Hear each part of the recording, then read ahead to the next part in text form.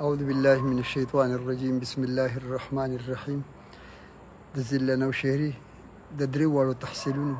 د تمامو ملګرو نه چې د جمعیت علما اسلام یا د جمعیت طلبه اسلام سره تعلق دی او یا زمون عام ملګري دي، د ټولو نه مې دا درخواست دی چې ان شاء الله العزیز سبا 2 بجې به د نوشهره پریس کلب کې د جمعیت علما اسلام تحت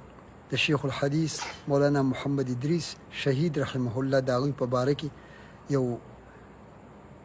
اجلاس دی. تمام ملګرو ته مې دا درخواست دی چې په هغې کې ضروري طور باندې تاسو شرکت وکړئ. د تحصیل جهانګیري ملګري، دغرنګې د تحصیل نوشهره او د تحصیل پبي چې څومره عمرا او نظما دي او د هغوی سره چې څومره متعلقین دي او یا د موجوده کابینې چې کوم 2 کسان د کنوینر سره ملګري دي، د ټولو نه مې دا درخواست دی چې هر ملګری د خپل وس مناسب په دې اجتماع کې د ډیرو ملګرو سره شرکت وکړي، دې دپاره چې په آینده کې په 18 جون باندې چې د شیخ الحدیث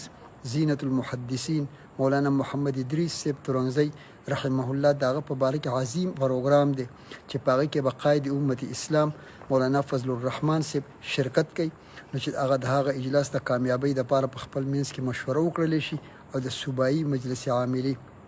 چې څومره اراکین مولانا عطا الرحمن صاحب، دغرنګې مولانا عطا الحق درویش صاحب او نور زمونږ زعمای ملت د صوبې په هغه اجلاس کې شرکت کوي. د تمامو ملګرو نه مې دا درخواست دی چې ان شاء الله العزیز سبا 2 بجې په نوشهره پریس کلب کې د خپلو زیاتو